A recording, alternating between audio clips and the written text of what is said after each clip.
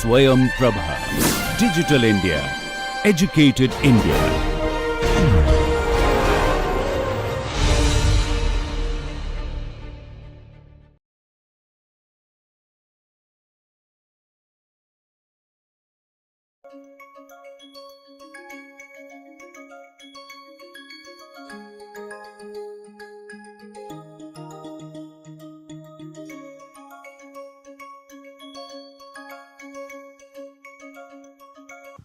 Let's now deep dive into certain schemes which the government is helping. And I'm going to quote about India government schemes, but there may be similar schemes in other countries. And one of the biggest schemes is a concept called one district, one product. Because every part of India, every district in India will have something unique. It could be a flower, it could be a fruit, it could be a vegetable, it could be fish. And the government has identified one district per product, or one product, unique product for a district. I encourage all of you to go to this government website, which the link is below. Think about which district are you living in, unless it's a metro district, but if you're living in a normal district, non-metro, think about what is the product for that district. For example, apples, somewhere in the north, tea, somewhere in the east, coffee, maybe somewhere in the south, some fishery, some jams. We'll look at some examples. So please visit this website. Many of these one district, one products, in short called ODOPs, are in the food processing industry. Please visit the Ministry of Food Processing to find out the ODOPs under food processing. I'm going to show you some examples. Next time you shop for food products in Amazon or Flipkart, or in a supermarket or hypermarket like Star Bazaar or Reliance store, see if you can find an ODOP product. I'll show you an example, but please visit this website. The numbers are large, so as you can read on the screen, this is a press information circular from the government, and you can see that there are 700 plus ODOPs, which means 713 products across 713 districts across 33 states of India. And the intent of the government is to promote local entrepreneurship.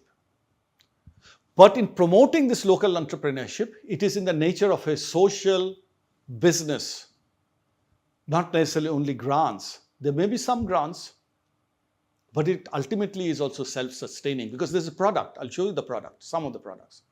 And that product is sold to customers. And therefore, it becomes a self-sustaining business. And that's the intent. So in that press note from the government, all the states, districts, and products are listed. I've just taken a sample from Andaman and Nicobar, and you'll see that the notified ODOPs for the 3 districts of Andaman and Nicobar are on your screen. And because it's an island, a lot of it relates to coconut.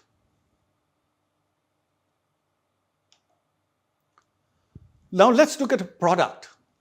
Up till now, you have understood hopefully the scheme of the government, the intent of the government, the listing of the ODOPs. But how does an ODOP product look like? You can see on the screen an ODOP product. And you'll see the marking called ODOP. And remember, if you think about the social business planner, see how the social business planner fits into this product. So there's a beneficiary, which are the people in that particular district, maybe the ladies, maybe the villagers. They're the beneficiaries. The business opportunity is to produce from local raw material, fruits and vegetables, this particular product. The customers are people like you and me. Some of these are available on Big Basket, Amazon, Flipkart, or in the super bazaars. And definitely in the state, the cooperative shops, they will carry these products. So the customers are people like you and me. This will have a price, and this will have a customer segments. Not everybody will have this product, but those of us who like to have jams, jellies, pickles, etc., will have this kind of products. And then if you think about the social business planner for this product, what is the raw material? The fruit and vegetable or the spices that have gone into it, natural produce. There may be some sugar or salt. There's a bottle itself, the cap of the bottle, and then the label. And there'll be some boxes or cartons by which these bottles are packed and sent out from the villages where they're produced to the stores. What is the beneficiary impact? Obviously, it's being sold at a price and it costs, the raw material cost. So the livelihoods of the ladies or the people who are producing it in that district is improved. And as the livelihoods improve, earnings improve, the lives improve. The beneficiaries can get educated, get a little bit of better health. They can improve their housing, build a toilet, pay for some more electricity, etc., etc. And what is the overall stakeholder impact? The country progresses because all of these will contribute to the country's progress, the country's GDP, the country's economy. So the country progresses. And remember, if those 713 ODOPs all reach their full potential, it adds huge amounts to our country's progress, the more jobs. If there is exports, if some of this is exported, a lot of this is exported, handicrafts, etc., they're exported. We get foreign exchange. And here's a picture of an ODOP which will be related to some handicrafts. And you can see the beneficiaries who are making those products.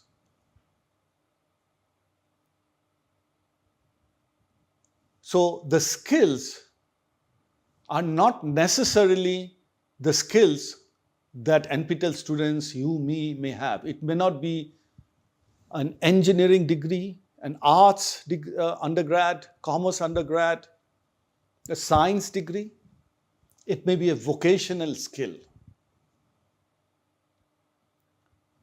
So the beneficiary will use their vocational skills and some amount of finance, some amount of quality control, some amount of processing knowledge, etc., to create products, sell them, become self-sustaining, export, add to the country's economy, and so on.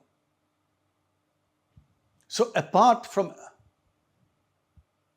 the examples that I talked of, there's a lot of work also happening and led and supported by the government of India on tribal belts. For example, in the northeast of India or in central India and many other parts of India where there are tribals but who have amazing products.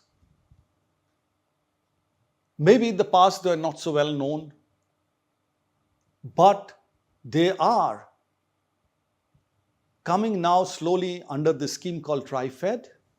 And I encourage all of you to go to that website. The link is below and look at how these products from different belts can actually be distributed across India, outside India, sold to Indians, sold to foreigners, and social businesses get created. Livelihoods increase, lives improve. So talked about Ministry of Tribal Affairs. Please also have a look at websites, schemes, progress, reports of Ministry of Rural Affairs. So the government in many different ways in India, as well as governments in other countries, in many different ways are encouraging local, sometimes hyper-local social businesses and entrepreneurships. All this comes under the umbrella of social business, social entrepreneurship.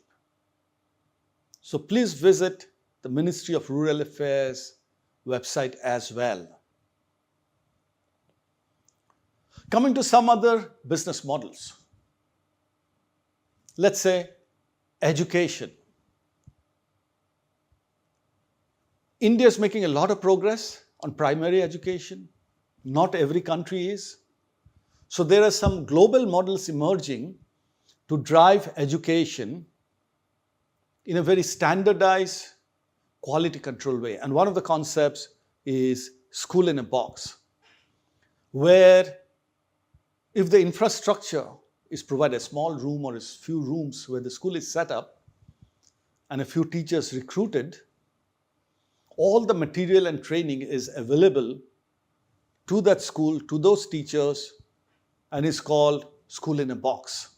And you can look it up yourself. The link is given below. So the School in a Box, as well as many other social businesses, are supported by bodies such as the World Bank. So the URL, the link that we'll see below, is to a World Bank site. One of the key areas is feminine hygiene, especially in terms of managing the menstruation cycle, because women need sanitary pads, which from commercial sources can become very expensive. So can they be provided with low cost, maybe reusable, maybe made in local self-help groups, maybe made in the village and distributed within the village. And there are many projects in the country and globally, as you can see, which supports feminine hygiene. Similarly, children's hygiene, because babies need to be kept clean and they need what is called diapers. Diapers are also very expensive from commercial sources. So just like sanitary napkins can be made reusable, per month cost comes down significantly. Similarly for diapers, which are probably needed every day, 2-3 times a day for the baby, so that the baby stays clean and healthy. There are also ways to make low-cost diapers and create a social business around it.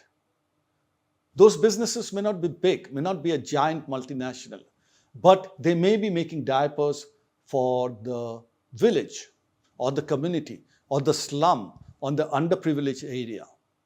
So these are all examples which help the beneficiary improve their lives and livelihoods, but indirectly, the users of the School in a Box, the users of that reusable low-cost diaper or the reusable low-cost incense sticks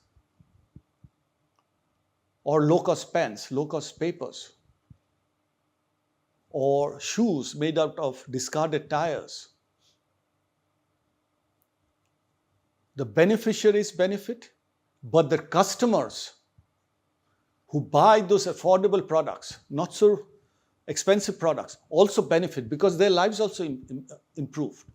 Waste comes down. Instead of throwing away tires, if those tires can be used to make shoes, the waste level also comes down. You can create social businesses out of old computers. Maybe you and I replace our computers because we bought a new computer or a new phone. But those computers can be reused in underprivileged area to develop skilling or deliver education. And businesses, social businesses, can be planned out of that. But where does the money come from apart from the sustainable, ongoing money. Because once you are in business and you're making products, even if they're low-cost products, low-price products, you can become self-sustaining. But sometimes, to get started, you may need what is called impact funding in the initial days till you become self-sustaining. And on the screen, you can see several sources of impact funding. And if you want to start up a social business, you can approach some of these. For example, CSR, I've talked about it in an earlier module. Government requires every profitable company in India to give 2% of its net profits for social causes. And you could try for that fund. There are also philanthropists, high net worth individuals, rich people who are willing to support a cause. And they may support a cause which after 6 months, 1 year, 2 years, in the longer term becomes self-sustaining. Because the essence of social business is captured in an old saying. Give a person a fish and you have fed him for a day. But if you teach the person to fish, you have fed him for his life. So if you give a donation or a charity, you have supported the person, the underprivileged person, for a day, a week, or a month. But if you help that underprivileged person use the skills that they already have, vocational skills, skills related to fishery or food processing or jungle produce. If you teach the beneficiaries to create a sustainable business, you have fed and supported that beneficiary for his life. And that's the difference between charity and a sustainable social business. And I encourage all of you to spend some time thinking about social businesses that you might want to create, if not today, at some point in time. So with that, I would now request all of you to reflect for 3 minutes by identifying a social business in your area or even a not-for-profit. Study it, talk to the beneficiary, talk to the people in the business, talk to the customers of the social business, talk to the suppliers of those business, understand the product and the prices, and try to fill up the social business planner for that particular business that you are researching. Write it down in your course journal, and hopefully you will start thinking entrepreneurship, but you'll also start thinking social entrepreneurship. Please reflect for 3 minutes.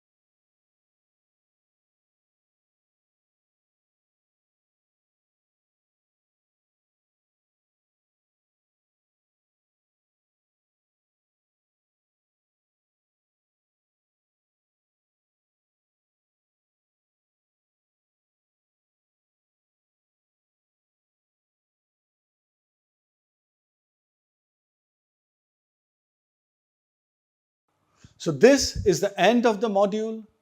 Thank you. Namaskar.